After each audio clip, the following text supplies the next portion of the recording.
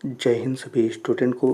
बच्चों, अगर आप भी क्लास 10 के स्टूडेंट हैं या आपने पहले क्लास 10 की परीक्षा दे चुके हैं तो इन 10 प्रश्नों में से 2 प्रश्नों का उत्तर देकर बताइए कि आप कितनी अच्छे से पढ़ाई करते हैं। एक एक प्रश्न महत्वपूर्ण है, अच्छे से आंसर दीजिएगा। चलिए शुरू करते हैं। पहला क्वेश्चन सभी बच्चों के लिए, बताइए आप कितनी अच्छी पढ़ाई करते हैं। विकास का लक्षण क्या होता है? ठीक है, प्रश्न है विकास का लक्षण क्या होता है? आय में वृद्धि करना, स्वास्थ्य सुविधाओं का विस्तार, नियमित रोजगार एवं बेहतर मजदूरी, या उपयुक्त में सभी। जल्दी से इस प्रश्न का आंसर या तो कमेंट में बताएं या अपने मन में सोचें क्या होगा। प्रश्न है कि विकास का लक्षण क्या है, तो इस प्रश्न का आंसर होगा कि विकास का लक्षण है उपयुक्त में सभी, यानी कि आय में वृद्धि करना, स्वास्थ्य सुविधाओं का विस्तार, नियमित रोजगार एवं बेहतर मजदूरी। ठीक है, तो हमें आशा है कि सभी बच्चों ने सही आंसर दिया होगा। ऑप्शन नंबर डी बिल्कुल सही होगा। अगला क्वेश्चन सभी बच्चों के लिए यहाँ पर, चलिए ध्यान दीजिएगा बच्चों। अगला प्रश्न है लोगों के बीच एक सामान्य विकास लक्ष्य है। ठीक है, तो चलिए जल्दी से बताएं। प्रश्न है लोगों के बीच एक सामान्य विकास लक्ष्य है, परिवार, स्वतंत्रता, आय या सुरक्षा। तो जल्दी से इस प्रश्न का आंसर बताएं। दूसरा नंबर क्वेश्चन है बच्चों, जल्दी से बताएं क्या होगा इसका सही आंसर। लोगों के बीच एक सामान्य विकास लक्ष्य है, प्रश्न का आंसर होगा बच्चों आय। ठीक है, तो यानी कि इस प्रश्न का बिल्कुल सही आंसर क्या है? आय। हमें आशा है कि सही बच्चों ने सी नंबर ऑप्शन बोला होगा। चलिए अगला क्वेश्चन सही बच्चों के लिए यहाँ पर ध्यान देंगे बच्चों।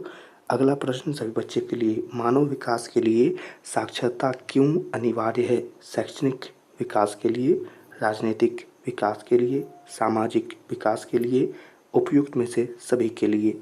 जल्दी से आंसर बताएंगे। मानव विकास के लिए साक्षरता क्यों अनिवार्य है?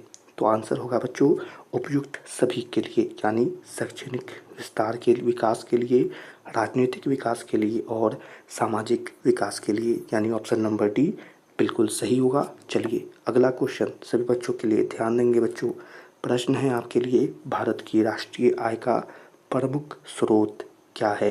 सेवा क्षेत्र, कृषि क्षेत्र, उद्योग क्षेत्र, व्यापार क्षेत्र। जल्दी से आंसर बताएंगे क्या होगा इस प्रश्न का आंसर। भारत की राष्ट्रीय आय का प्रमुख स्रोत क्या है? प्रश्न का आंसर होगा बच्चों सेवा क्षेत्र, यानी ऑप्शन नंबर ए बिल्कुल सही है।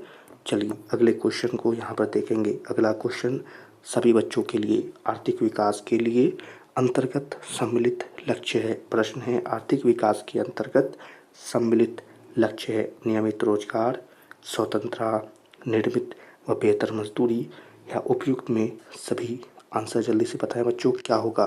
तो इस प्रश्न का बिल्कुल सही आंसर होगा बच्चों उपयुक्त में सभी। ठीक है, तो यानी डी ऑप्शन बिल्कुल सही होगा। हमें आशा है कि आपने डी ऑप्शन बोला होगा। चलिए अगला क्वेश्चन सही बच्चों के लिए, चलिए जल्दी से आंसर बताएंगे।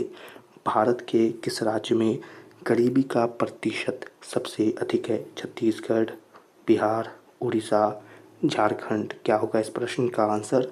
भारत के किस राज्य में गरीबी का प्रतिशत सबसे अधिक है? आंसर होगा छत्तीसगढ़ में। चलिए अगले क्वेश्चन को यहाँ पर देखेंगे। अगला प्रश्न सभी बच्चों के लिए जल्दी से आंसर बताना है। मानव विकास रिपोर्ट किसके द्वारा पेश किया जाता है? यूएनडीपी, एमएनडीपी, यूएनडीसी, यूएमडीपी। मानव विकास रिपोर्ट किसके द्वारा पेश किया जाता है? यूएनडीपी इसका बिल्कुल सही आंसर होगा। हमें आशा है कि सही बच्चों ने ऑप्शन नंबर ए बोला होगा। अगले क्वेश्चन को यहाँ पर देखेंगे। अगला क्वेश्चन सभी बच्चों के लिए, चलिए बच्चों ध्यान देंगे। यहाँ पर प्रश्न है आपके लिए, निम्नलिखित में से सर्वाधिक मानव विकास सूचकांक वाला राज्य कौन सा है? केरल, पंजाब, उत्तर प्रदेश, पश्चिम बंगाल। इस प्रश्न का सही आंसर होगा केरल, यानी ऑप्शन नंबर ए बिल्कुल सही होगा।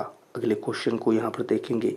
अगला क्वेश्चन सभी बच्चों के लिए, निम्नलिखित में से कौन सा गैर नवीकरणीय संसाधन है? वन, जल, खनिज तेल, वायु ऊर्जा। प्रश्न का आंसर क्या होगा बच्चों? खनिज तेल बिल्कुल सही होगा। अगले क्वेश्चन को यहाँ पर देखेंगे। प्रश्न सभी बच्चों के लिए, मानव विकास का अर्थ क्या होता है? मानव की सोच में वृद्धि करना, मानव में गुणात्मक सुधार नहीं करना, मानव में गुणात्मक सुधार करना उपयुक्त में से कोई नहीं। आंसर बताएंगे बच्चों। प्रश्न है मानव विकास का अर्थ क्या होता है। आंसर होगा मानव में गुणात्मक सुधार करना। ऑप्शन नंबर सी बिल्कुल सही होगा।